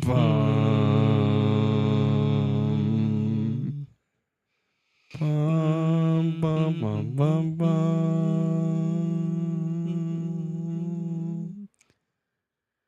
Bum, ba-dum. We got Lex Shit. and Clark. You want Lex or Clark? I'll be Lex. Okay. The truth is, our dads were alike in another way. See, they both felt that you were the kind of son a father could be proud of. They would have felt the same way about you if you would have tried. What happened to you, Lex? I did try, Clark. In fact, when we first met, you inspired me. All I wanted was to be your friend, but you turned your back on me. So you're the person you are today because of me. I tried to be your friend, Lex, but all you care about is power and control. This is Smallville. Meteor freaks, alien ships, cryptic symbols. These threats are real. Someone had to take control. Someone has to protect the world. Listen to yourself, Lex, you fucking bastard. You're so caught up in your own delusions, you've lost track of reality. You ignorant slut. Excuse me. Lex, you ignorant slut. I feel like it. I don't know. I was just adding a little bit of spice. No. It was already spicy enough, man. Ooh. Sexy time. Sassy. Sexy. No, sassy. Sex. We got Clark and Chloe. I'll be Chloe. All right. Another person who treated me like a son and died because of it. Clark. Jor-El died getting me on that ship. My dad died of a heart attack from the powers he took on protecting me. And now Lionel's been murdered for protecting my secret. They did die for you, Clark, but ultimately they died for all of us. There was a reason those men were in your life. Each of them added something to the man you are today. Bum, bum, bum. Bum, bum, bum, bum, bum. Superman. job. All right, let's get into the next book. DC references part of their universe. Next section. You just don't know yet. You Next become part of binder. a bigger The universe. next. You just And the don't next know. one. And another one. No. And another one bites the dust. Another Boom, one rides the boom, bus. boom. Another one rides the bus. Oh, yeah. Hard pass. Hard pass. God, what a great fucking concert that was. All right, everybody. The character of Maggie Sawyer was added to the Superman canon following the Crisis on Infinite Earths event and appears in both Batman and Fear Superman related comics. Good job, Maggie. Good job. Comic book history for Maggie Sawyer. Originally from Star City, she was married and had a daughter, but divorced when she discovered she was a lesbian. Oh, She Lord. was introduced in 1987 as a captain in the Metropolis Special Crimes Unit and served as Superman's main police contact. She tries to prove the police force is more efficient than a vigilante in fighting crime and is a constant thorn in Superman's side during the early days of his career. In the mid-2000s comics, Maggie transfers to Gotham City's police force as the head of Major Crimes Unit and is a significant character in the comic Gotham Central. Maggie appeared in Detective Comics number 856 at a charity ball attended by Kate Kane. While the two are dancing, Maggie mentions that she is single and asks Kate for her phone number. Do you remember who Kate Kane is? It's Batwoman. That's Batwoman. That's right. Sawyer. That's Bruce's cousin. Sawyer was a supporting character in the Batwoman series, launched in 2011 as a part of the New 52 initiative. In that series, she was dating Kate Kane, whose secret activities as Batwoman complicated their relationship. Kane revealed her identity as Batwoman by proposing to her in costume in Batwoman number 17. Oh. During the DC Rebirth event, Maggie turns back to Metropolis Police. And we have no idea what happened from there. Oh. Yeah, I don't know. I wanted them to be married. I don't know, like, what happened. Like, I don't know. Like, I mean, Batwoman is a complicated person. yeah. I don't know, like, why she left. Did they break up? Like, is it even still a part of it? Did Rebirth just kind of reset the Part of status it. quo? Exactly. You know?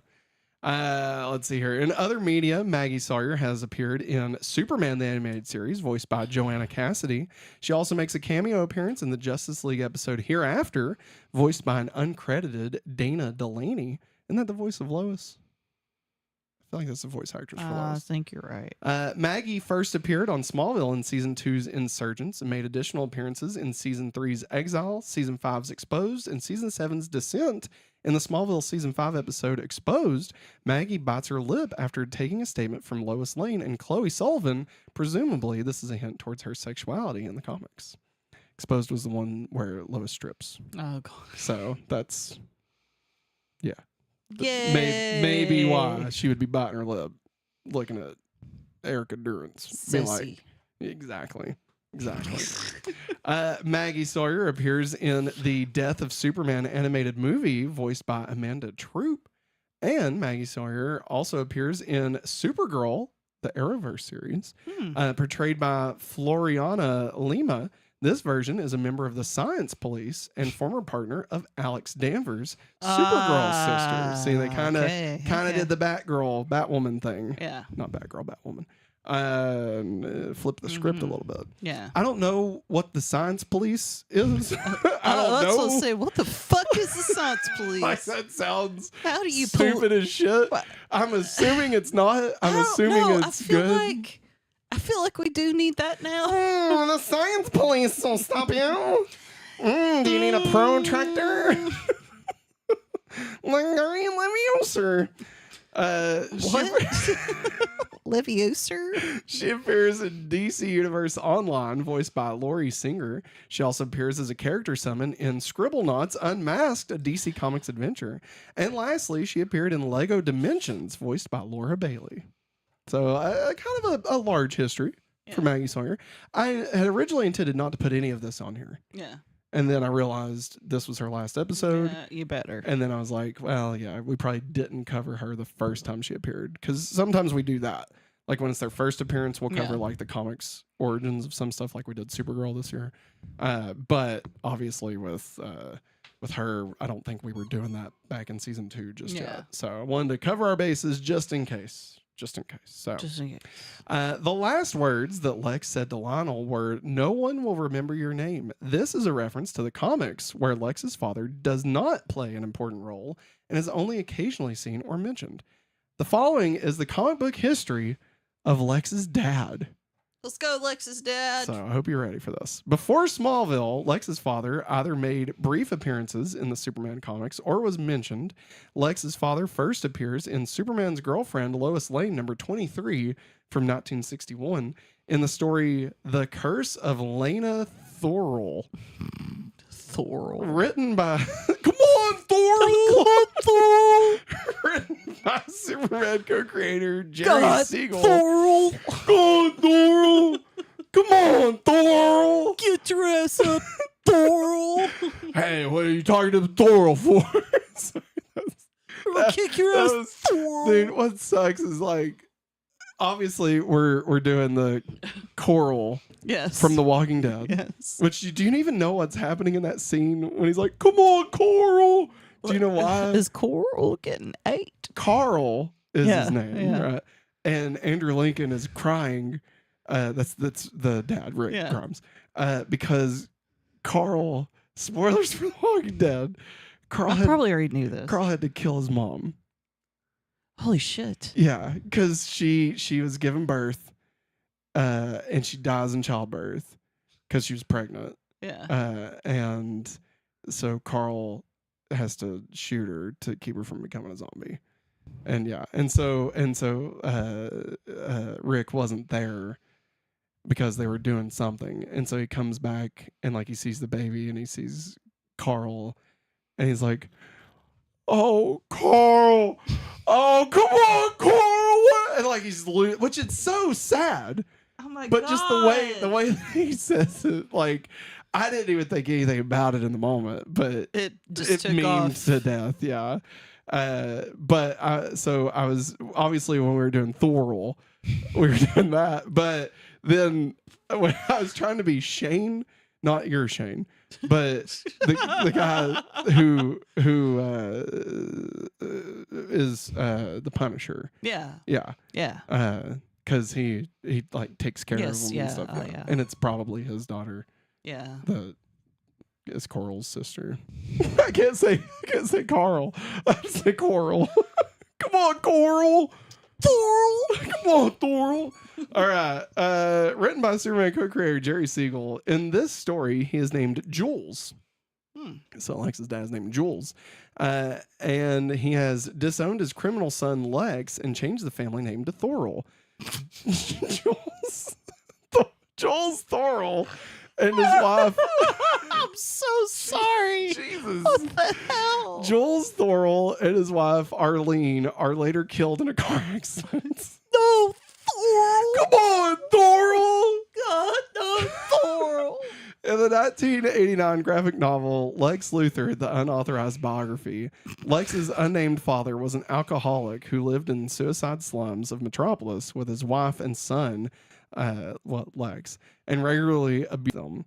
Later, it is revealed and implied that Lex had him killed for his insurance money, which then helped him to create Luthor Corps, similar to Lionel Luthor's origin story in Smallville, in which he pulled the same scheme on his parents with the help of not Maxwell Lord. That's not the name. Fuck. What was his name? This is the dude that Clark was working for. Yeah. Under He the red. he bleeds in a jar for him. Yeah. Fuck, I can't think of his name. He's a big comics guy. I just can't think of it now. It's like because remember he was Kingpin in a way. yeah, kinda. He was the Mafia. owner of the Daily Planet for a short bit. Remember that when we was talking about the history of the Daily Planet a few episodes ago? Yeah, I can't think of I it. can't think of his name. Morgan Edge. Thank Morgan you, Matsuo. Edge. Fuck. Thank you so much. Thank you, Oracle. All right. Let's see here. In the 2004 miniseries Superman Birthright, Lex's father is not a billionaire, but immediately puts Lex to work making millions for him after he discovers his son's astronomical IQ. Lex's father dies in a fire caused accidentally by Lex in an experiment that caused permanent hair loss. So Superman Birthright is also let me see if I can quickly explain this. So Crisis on Infinite Earths happened.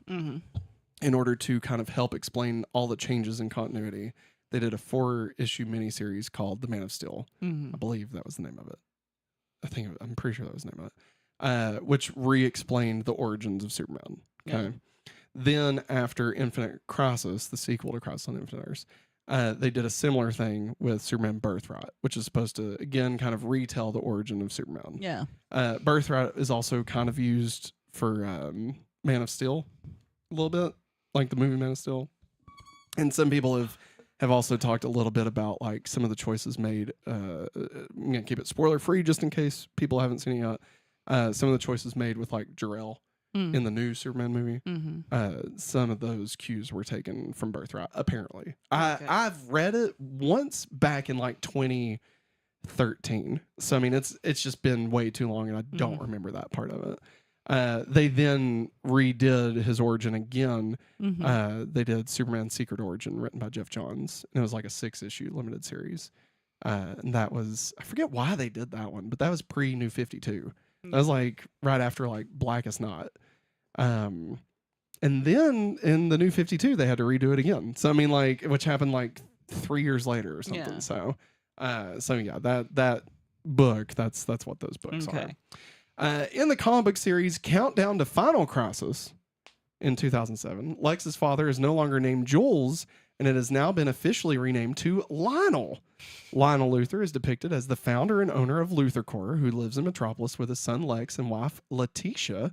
When Lex becomes a teenager, Lionel leaves him under the care of his aunt Lena in Smallville, whilst he himself lives in Metropolis until his death, after which Lex inherits the company and becomes the new owner. So they kind of reworked everything for Final Crisis. In the 2007 Booster Gold comic book series, an alternate timeline version of Lionel Luthor appears in which he is a traveling salesman who and raises him as his own son, favoring him over Lex. After Lionel's death, Lex finds out that his brother has superpowers and kills him. Sorry, I don't know why I said that. And kills him in a fit of rage and jealousy. What? So if I had to guess, I would say somebody fucked up the timeline. Booster Gold had to then go make sure that didn't happen, because when he came back, he returned to a world that didn't have a Superman. And so he had to backtrack and see, because that's pretty much what every issue was, which was great. Like, it was an awesome series. Yeah. I only got to read the first like 12 issues or whatever. Like I have volume 1 and volume 2. But it was I really enjoyed it. There was an issue where Guy Gardner was picked instead of Hal Jordan. Yeah. Like they delayed Hal's bus or something. Like somebody was just fucking with the time stream like that. Yeah. And so Guy became the Green Lantern instead of Hal. And like that had huge ripples because like Hal didn't become Parallax, and it was like a whole fucking thing. Yeah. It was really cool though. Very Quantum Leap. Very Quantum Leap, which was cool. And written by Jeff Johns. So, I mean, he's obviously, I love his comics. Don't know if he's a good person or not. Just throwing that out there.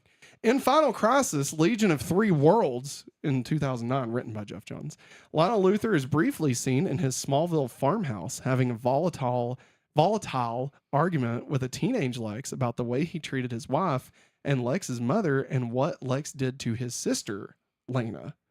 So, again, Lena Luthor keeps popping up, but as various different people. The name just kind of keeps popping up. In Adventure Comics number 6 from March 2010, Lex's father, who is not named, terrorizes Lex and Lena. He dies of a heart attack, leaving Lena in the care of an aunt, and causes Lex to leave Smallville. It is later revealed that Lex had caused his father's heart attack to cash in a sizable life insurance policy, which he would use as the basis for his fortune. The same plot line used on his own parents in Smallville backstory, and what Lex himself used on his parents in the Lex Luthor, the unauthorized biography of Lex Luthor. That's so much. In Blackest Night number 6, Lionel Luthor was revived as a member of the Black Lantern Corps. So that, spoiler, that's how he returns. He's a Black Lantern. Can you imagine that, dude? I would fucking, if a Black Lantern popped up on fucking Smallville, I would have lost my goddamned mind. Okay, like we don't even get a Green Lantern. No. To be clear, But if we'd gotten a Black Lantern, fuck it, come the fuck on. What's their deal? Dead. They're dead. They're They're just dead? death. Yeah. They're death. Well, they're dead. So, okay. So like there's Lantern Corps, right? Mhm. Green, willpower. Yellow is fear. Blue is hope. Red is rage. Pink is Star Sapphire, which is love. Indigo is the Indigo Tribe, which is... Have I said hope? I think I said hope already. I think you did too. Indigo was something. I don't remember. Fuck, what was Indigo? It was similar to it was a positive. Like pink, indigo, blue are positives. Red, yellow, and orange were negatives, and green was like in the middle. Because like you had to willpower to be good or bad. Yeah, it doesn't matter. Orange was shit. Oh, Sorry. Jesus. Nick has just subscribed. Hey, thank you, Nick. Welcome. To the dog pound. Jesus. Okay, anyway. Fuck, what was indigo? I mean, I need somebody to tell me what indigo was. And orange was avarice, which was basically greed, but they didn't want to say greed because green with envy. Or envy, I guess. Greed. Anyway. So that was the whole spectrum. But then there was this guy named Necron. Well, there was another guy named Black Hand, and he was obsessed with death. Like his whole shtick was death. Like he grew up in like a family that had like a morgue, like a family funeral home situation. No, that's weird. And then so the god of death, which I guess was Necron. I know, maybe getting some names mixed up here. But he created the Black Lantern Corps. And so Black Hand could control death by raising anybody that was dead. He'd put a ring on them. And they're basically zombies. Like, to be clear, they're basically DC zombies. That's basically what they are. Necron in Greek means dead, death, dead body, dead tissue, corpse. Yeah. So there you go. Yeah. And so Black Lantern Corps, the whole Black is Not situation starts on I forget what the day was renamed to, but it was the day that Superman died. Yeah. Which obviously he's back alive. And they've changed it from a day of mourning Superman to a day of remembering all heroes that have passed. And so like there's all these celebrations across the country. It shows like them remembering Green Lanterns, them remembering all these things, right? And so that's where we start. And Barry Allen had just recently come back. And he was talking about like how weird it is that they're not having to, remember Barry or whatever. Yeah. And so then all these black rings go out and raise all these people, like all these dead heroes from the dead, right? So this is right after Batman had died. Yeah. And so Batman's a Black Lantern. And then it turns out that not only was it anyone who was dead, but also anyone who had been dead, even if they were alive. Oh, shit. So then like Superman becomes a Black Lantern. Wonder Woman is a Black Lantern. And so then in order to fight that, the Guardians, not the Green Guardians, but like basically the leads of each of the Spectrum Corps. So like Sinestro for the Yellow Corps, so on and so forth. Right? Yeah. They all get to deputize somebody to help them fight this whole thing. And so like they split their power with someone. Yeah. And the rings pick them. And so Barry becomes a Blue Lantern. That's why Barry's a Blue Lantern. Flash, which I fucking love. I love that shit. Wonder Woman becomes Star Sapphire. Scarecrow becomes a Yellow Lantern, which is awesome. Mira, of all people, Mira becomes a Red Lantern. I forget who becomes Indigo. Again, I can't remember is it Compassion? Indigo might be Compassion. I don't remember. But lastly, Orange Lantern. Orange Lantern. Yes. Lex Luthor. Wow. Yeah. Because he's obsessed with power. It's okay. And yeah, so it's a whole thing. It's really good. But yeah, so it basically turns people into zombies.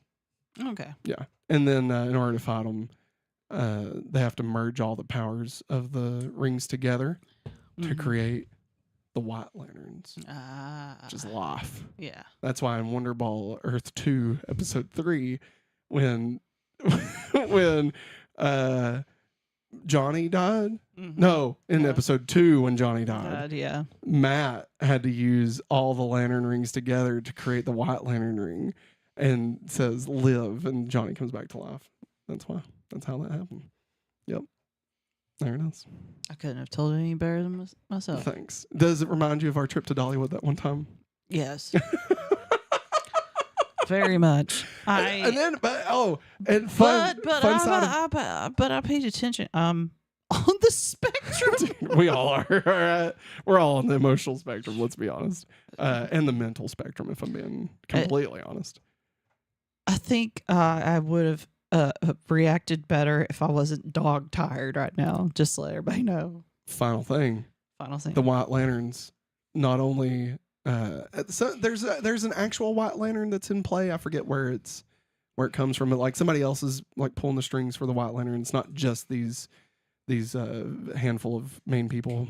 Yeah. Are you still with me? Yes, I'm still with you. And so it brings back a lot of characters that had died. Yeah. Brings them back to life.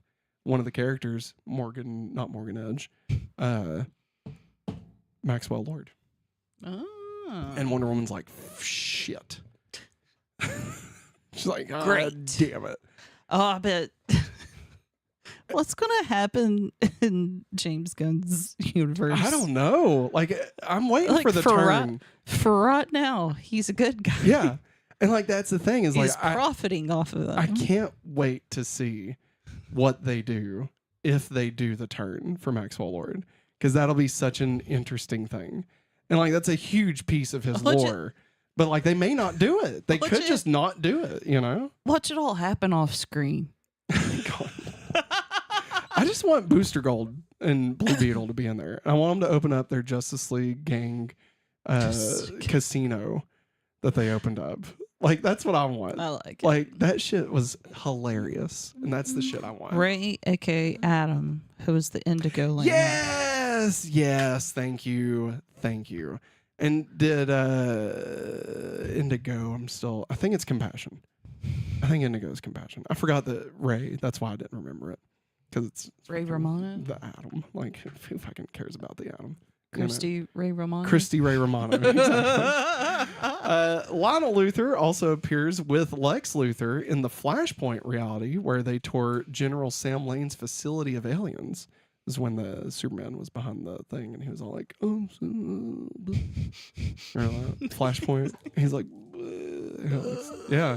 It's fucked up, man. Yeah, it was. I remember the first time I saw that, I was like, this shit's fucked up. Like, this is gross. Yeah. Like, in a bad way. Yeah. And also, there was an issue when they did Blackest Night, they spun off like 27 other mini series to go with it, right? Obviously. And I remember feeling like one issue was very like, I don't know if they should have done this. Yeah. The Black Lantern raises like the military graveyard, like Arlington? Yeah. Holy shit. Yeah, as Black Lanterns, and like they're all Black Lanterns, and it's like these are real fucking people though, like that have died. Like and like whoever, I think it was in Wonder Woman. I think it was in like the Wonder Woman miniseries that they did, like Wonder Woman Blackest Night. It was like 3 issues. I think it was one of those, and I remember reading it and just being like, I just don't know about that. This is not. Ugh, fuck. Like, it just is not, you know, like, it's not good. Not good. Who is the Green Lantern? Who did Green Lantern deputize? Now I'm trying to think. Who do you think became the White Lantern in Blackest Night? The one lantern to save everybody. Who do you think? Superman. Think it would have been Superman? Okay. What about, I mean, it's a Green Lantern book. So do you think that maybe Hal Jordan would have been This guy? It was actually ready? Ready. Sinestro.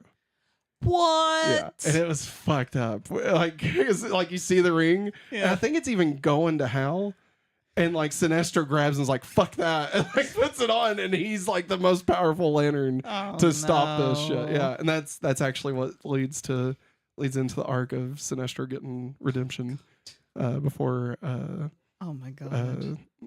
Jeff Johns kind of wraps up the whole storyline and stuff when he left the series. But oh my god. yeah, Sinestro gets a redemption arc. So in the New 52, which happens almost immediately after, Sinestro is the lead of the Green Lantern book, and he's a Green Lantern. Like the Guardians have let Sinestro come back after everything, after killing everybody. It's fucked up, man. Yeah, it's fucked up. All right, the character of Lionel Luthor was mentioned several times by Lex, though unnamed, in many titles seen in the New 52. He officially appeared as Lionel Luthor in a flashback scene during DC Rebirth, along with his wife, Letitia. Let's go, Letitia. Now it's time for the film and TV history of Lex's dad. This one's much shorter. This is much shorter. In Richard Donner's Superman the Movie and Bryan Singer's Superman Returns, Lex briefly mentions his father, but not his father's name, as the inspiration of Lex's real estate scheme. Lex also says that his father was a harsh man who ejected him from the family home. In the 1988 to 1992 television series Superboy, Lex's father appears in season 4's episode Know Thine Enemy Part 1, in which Superman becomes Lex Luthor in a virtual reality and watches Lex grow up with an abusive father. Lex's father is unnamed and is portrayed by Edgar Allan Poe IV. Wow. I don't know if Edgar Allan Poe IV is Edgar Allan Poe's great grandson. I'm going to look it up. I'm assuming, because that would be weird to name your kid Edgar Allan Poe IV and he not be connected to Edgar Allan Poe. But at the same time, I never watched Superboy, so I can't tell you for certain one way or the other. Oh, whoops. Okay. You're fine. You'll know this part. In the Smallville series, developers Alfred Goh and Miles Miller created Lionel Luthor for Smallville to provide an antithesis to the parenting style of Jonathan and Martha Kent and serve as a proto-Lex Luthor style villain in the same way Chloe was to serve as a prototype Lois Lane character. Is Edgar Allan Poe IV the same? Edgar Allan Poe IV is an actor who has appeared in various films and TV shows. He is not to be confused with the famous author Edgar Allan Poe, though he does have a familial connection as a great grandnephew. Wait, what's his name? His name is Edgar Allan Poe IV. Okay. But he apparently just has family connection, and he is probably the great grandnephew of Edgar Allan Poe. So it's first. bullshit. Yeah. Can you name somebody? Yeah. The fourth? Yeah, as long as it's in the family tree. Yeah. Really? Mm-hmm. Huh. Very easily, my brother, Yeah. which was named after my dad, Yeah. he could have named his son blah blah blah The third. the third. Okay. Could you have named? Because I feel like that's what's going on here. I think you can. Okay. It's weird. That's really weird. Yeah. That's weird. I just never thought of it that way. I had Jerriana and I had a math teacher in high school. Was his name Edgar Allan Poe V? No. His name was I remember. It's right up there. Cornelius Franklin Wright the Seventh. Oh my God, Cornelius. Yes, but he went by Frank because he hated that. I don't blame he him. Hated the first name. Did he ever get any Planet of the Apes jokes thrown his way? No, I don't think so. Cowards. As far as I know, I don't know. Cowards. He's teaching out of college now. I don't know. In Zack Snyder's Batman v Superman: Dawn of Justice, where's Daniel's at? He'll love this. Lex is named after his father, Alexander Luthor Sr., the founder of LexCorp, and an oil and machinery tycoon immigrant from East Germany who died in the year 2000. Oh, wait, sorry. Who died In the year 2000. In the year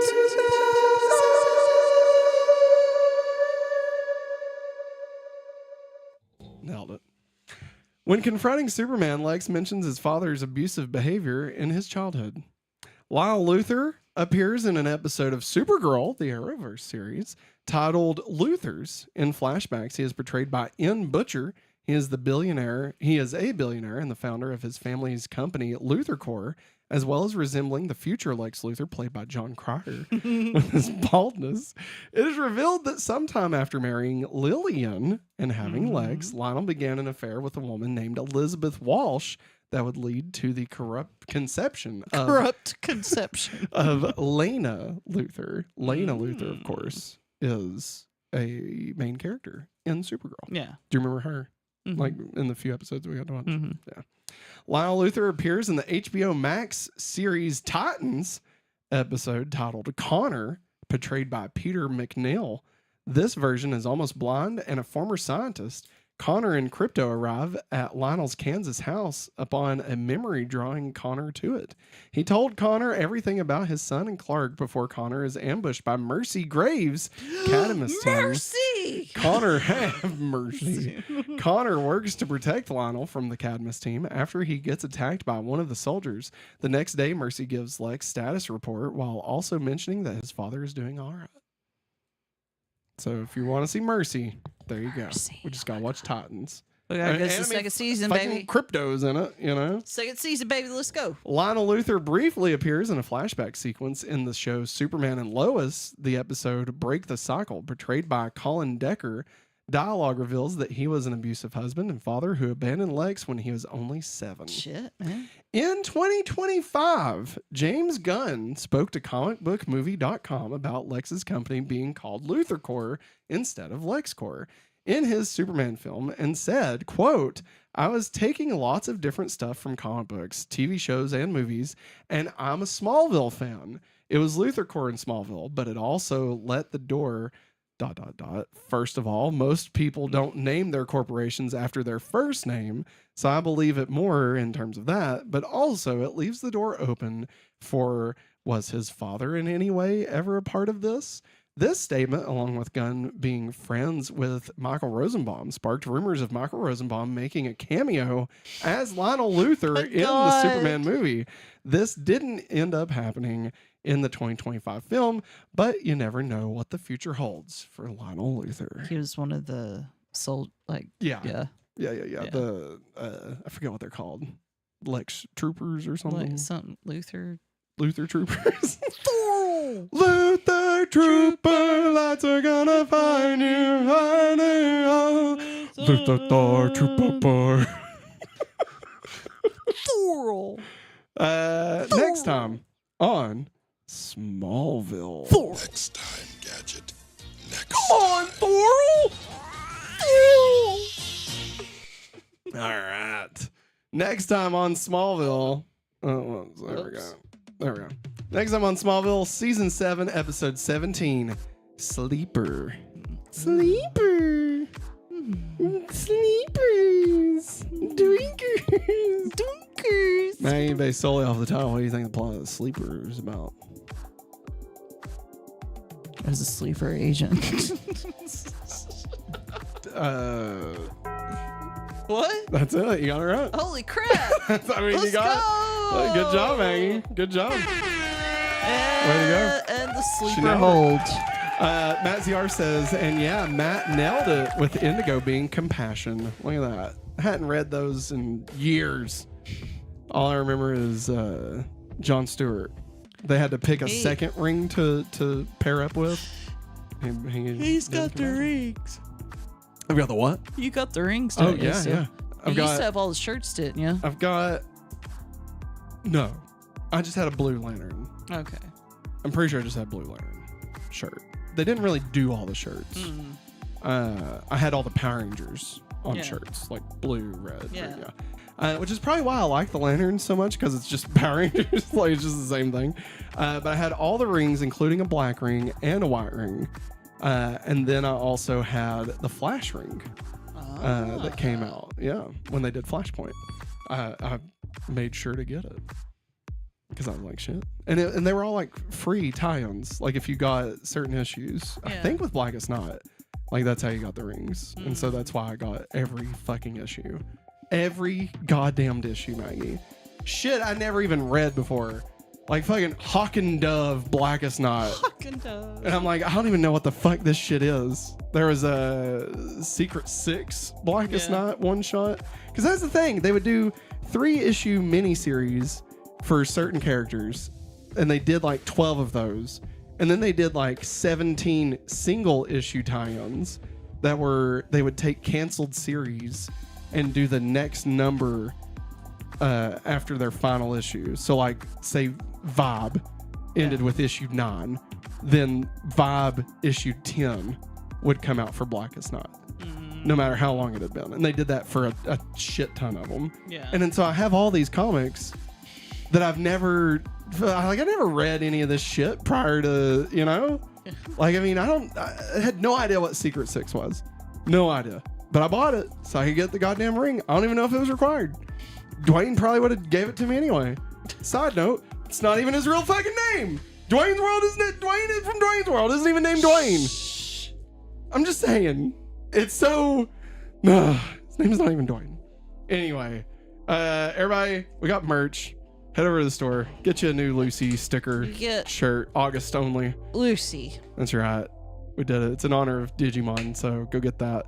Also, Digimon the Movies Digimon Adventure the Movies 2 announced for Blu-ray. So that's going to be awesome. And the main thing I was want to talk about, Superman hits digital on the 15th. So in like 3 days, I'm going to buy it.